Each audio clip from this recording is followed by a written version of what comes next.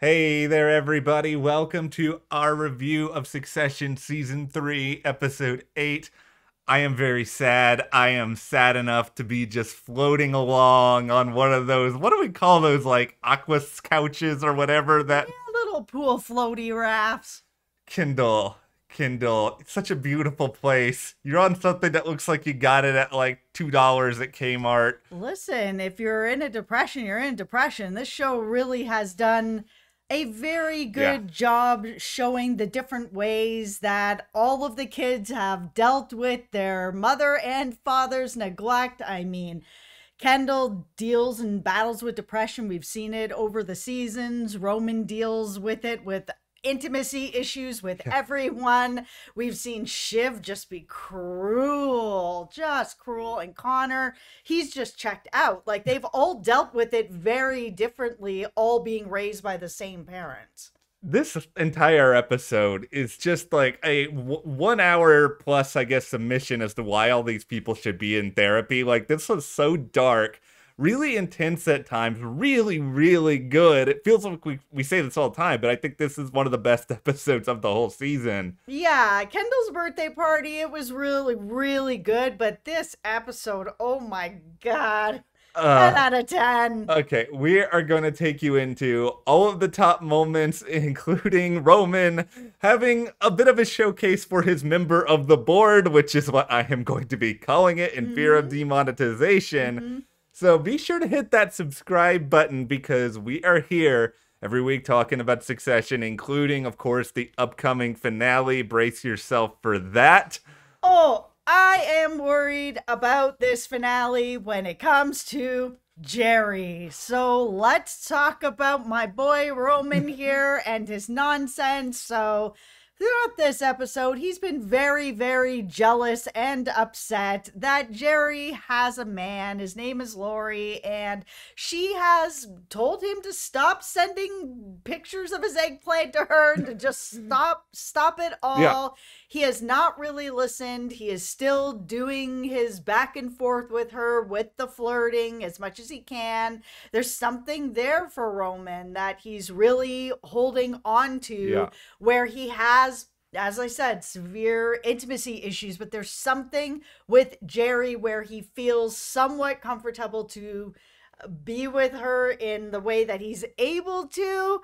So we saw Roman have this win, and Jerry sent him a text to be like, good for you, Roman. Yeah. That's it. Nothing else. And he tried to send her back a picture of his eggplant, being like, would you like to have dinner? And sent it to his dad. It was so embarrassingly cringe. Oh my God. I Oh my God. listen. I Oh my cannot. God. I could not think of because I didn't want to be thinking about this, by the way, but I had to spend a couple of minutes thinking about, is there a worse person in Succession for Roman to have sent this picture to? And there is an answer I came up with. No, there is not a worse person, because the entire having to sit there with this horrible father and have this discussion about this member of the board was quite possibly the most uncomfortable I have ever been watching anything in television ever. Yeah, asking about how things are with his girlfriend, why he would do that with Jerry, calling Jerry a million years old. She's a beautiful woman. It's just, it was all Yeah. very difficult. But the thing that is really the most difficult is this idea that's sort of circling around that Jerry's going to end up having to go. I mean, Roman is his son. Roman's not going anywhere. But if Logan thinks that something is going on with one of his senior members, and then there's this possible merger that people might have to get cut, Jerry getting cut seems like an easy idea for him, even though she has been so loyal to him. I mean, this is just the way that I could see him going. Just eliminate the problem. The thing that I thought that was the most interesting was trying to watch Shiv, like, find a way to maneuver Jerry into kind of making a complaint or going against Roman in sort of way. It's just like, Shiv. Yeah. Yeah. You can't manipulate Jerry. Jerry has been around the block a million times with stuff like this, and she can handle Roman. She can handle you. Yeah, that was embarrassing for Shiv. I'm just gonna come out and say it because Jerry just dunked on her and that conversation. This is the very fascinating thing I think about Succession is that, we spend a lot of time watching these people just do all these like gross and objectionable things.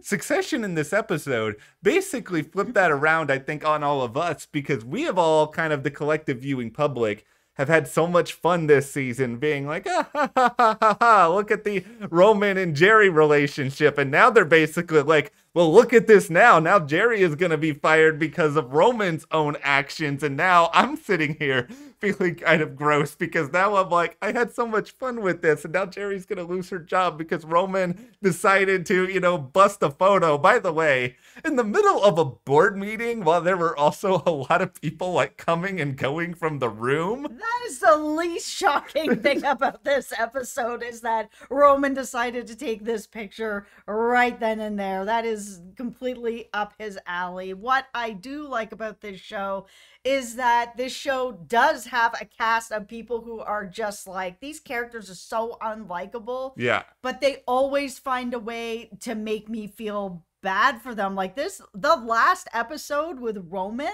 Yeah. I could have just like kicked him right out the door. He was being the absolute worst. And here I just wanted to just give him a hug. I wanted to see Jerry give him a hug. I mean, that relationship is so screwed now. And I am someone who loves this relationship. There is something about them. Maybe it's just the natural friendship that those two actors have. They've mentioned it before. Yeah. In lots of interviews that they have a really good friendship. And it comes across on screen as like this really good chemistry, really natural because they're friends, right?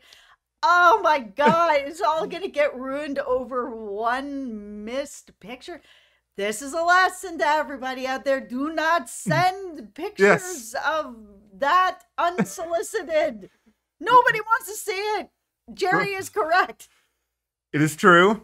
Roman, you need to go have some conversations with some people in the mental professional help sort of space here because this is Roman's biggest problem. He's never been taught how to actually like have real communication and real intimacy with people because he just gets routinely abandoned or kicked around or treated like he's nothing. So he has no expectation or no understanding of how to be sort of value to anyone. And I think just because he's getting a reaction from Jerry that's not her immediately like throwing him out the door, I think he views this as an endorsement. Like this is all he really has. And it's sad. And it does make me feel like I want to hug him too.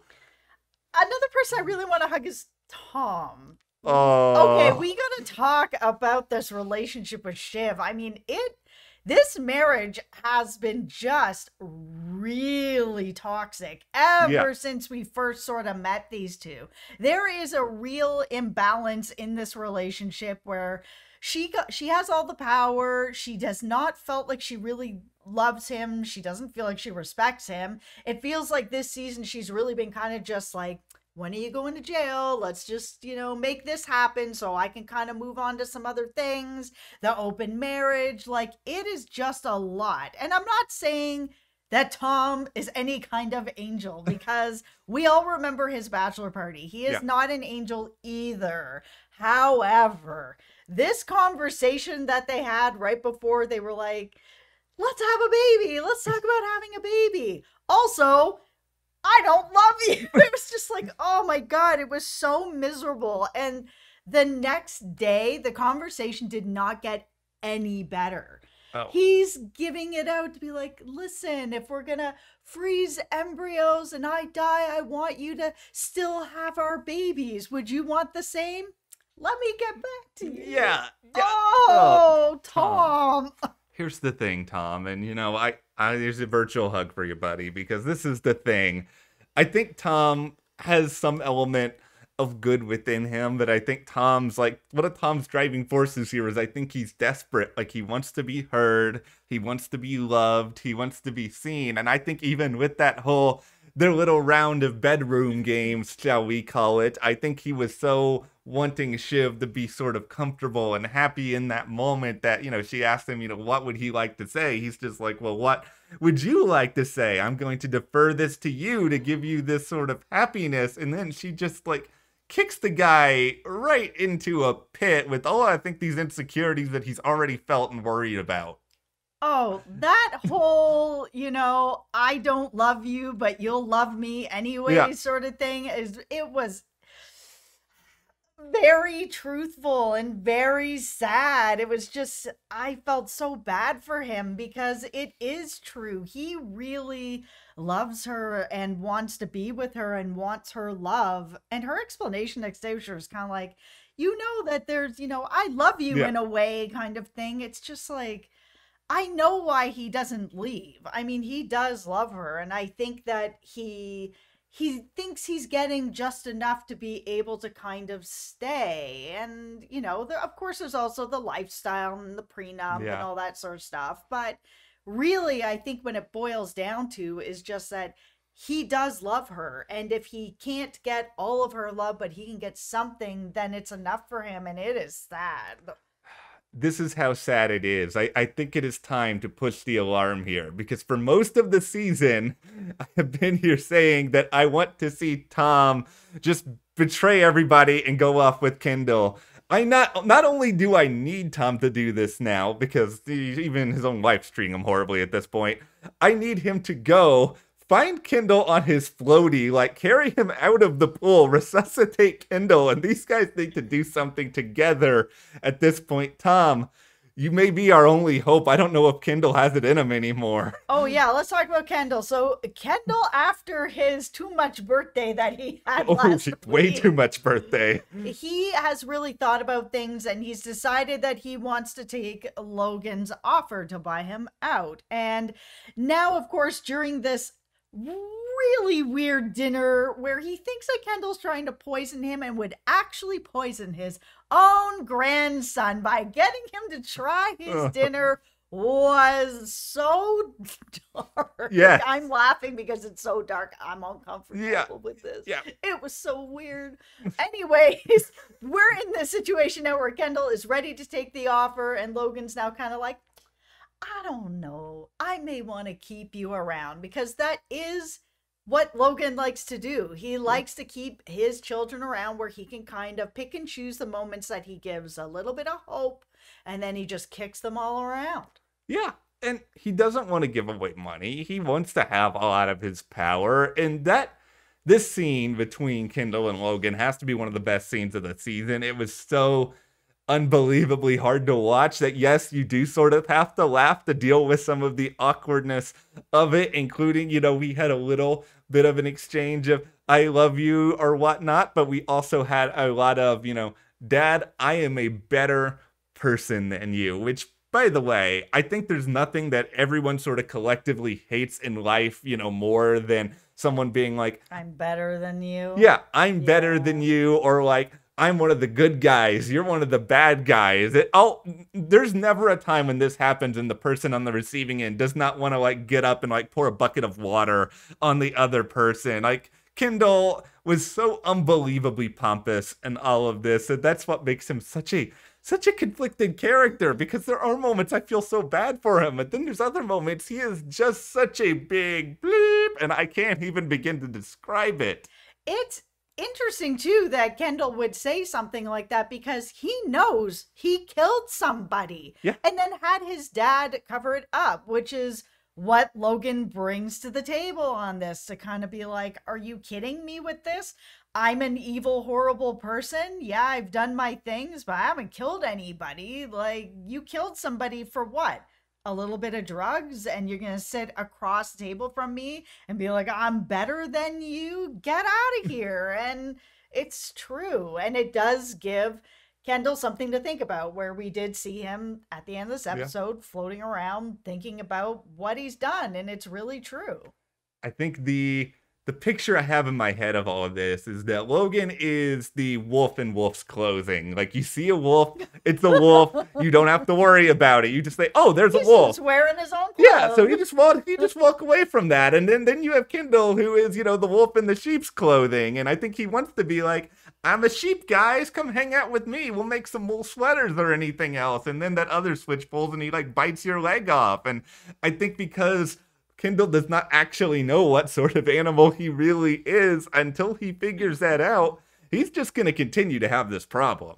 Yeah, I mean, Kendall really does struggle with, am I good? Am I bad? Where you kind of see everyone else that they know that they're just both. Yeah. Like, we've seen good and bad in Roman, we've seen good and bad in Shiv, we've even seen good and bad in Logan. But Kendall really wants to be just all good, Yeah. where you can't really come back from some of the stuff that he's done and continues to do. Yeah, and you can't just like wipe your memory. You can't say, "Oh, I did not do this. I did not do that. I'm better now," either, because Yeah. there's not enough evidence of this. No, it just feels like the only person that seems to be really self-aware, besides Logan, of course, out of the kids, Yeah. is Roman. He's very, very self-aware of who he is and where he lands and what is going on, even with all his intimacy issues and everything that's going on with the neglect with his parents. That scene with Yeah. Shiv and her mom, oh my God. It was nice to have one of the kids straight up call out their parents about the neglect that went on and Yeah. say, you straight up neglected us. You just abandoned us, left us with dad, and took off. Like, this is kind of where we are. And to have her mom turn to her and say, I should have just never had kids.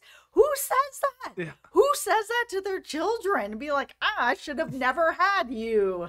I just find her to be so Cruel. so cruel, like so unlikable, and not even like unlikable in a compelling sort of way. It's like I love watching Logan, even though I hate Logan and I hate like almost every single thing he stands for. But there's still like this just awful charisma to him, and I'm glad that we don't actually see that much of the mother, just because I'm really uncomfortable watching her, and it is weird to me that we're spending most of the end of this season like celebrating her wedding. Oh, I'm celebrating nothing for Yeah. her. It sounds like she's being married to someone who's going to take her for a ride and, bye-bye. Enjoy your ride. She is awful. Yeah, and so we have the Lucas Matson stuff to talk about, and we will get into that, but it is time for the 30 seconds of Connor's Corner, where Connor is a complete moron yet again in a very delightful way, because within the same couple of sentences, he says, "I do not want to be unromantic."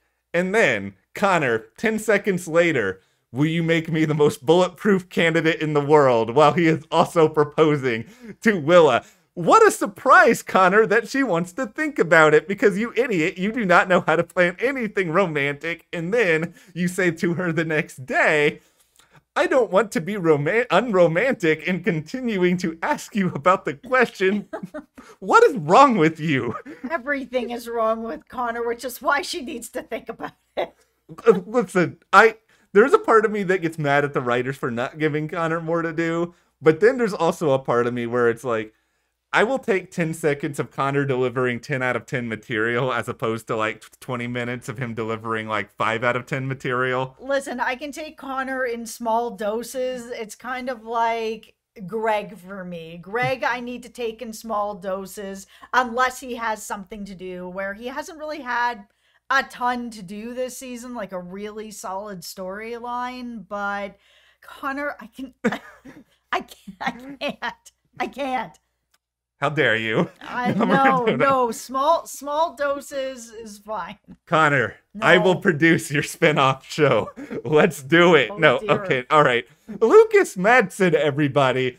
What a weird dude this Oh, guy man. is. He is a trip. And you spoke a little bit about how self-aware Roman is, and Roman, he does deserve some applause for this and sort of recognizing something's not right here. I'm going to get on a plane. I'm going to venture over to him, and I'm going to try to talk all of this out. Yeah, and he did a fairly good job. He was able to read him really well and figure out, exactly where he stands on things. And even when he came back and talked to Jerry about it and was like, I don't think Dad's going to go for this. You want to tell him together? And Jerry's like, nope. Roman was fine. He put on his big boy Yeah. pants and he went in and he told him. I was surprised that Logan seems to be thinking about it a little bit more than I thought. And I kind of feel like in the end, it may be the right move to do, just because it seems like Lucas, with his Gojo stuff and with all his different branches, he is like the ultimate new money eccentric billionaire. I mean, granted, the problem is he going to tank your entire company with like a tweet moving forward? That is a serious concern. Yeah, it is. And it feels like they might be able to get somebody like him who's maybe not as high up there yet, a little bit down, in the ranks, but could maybe control that person a bit better and with their help together rise everybody up.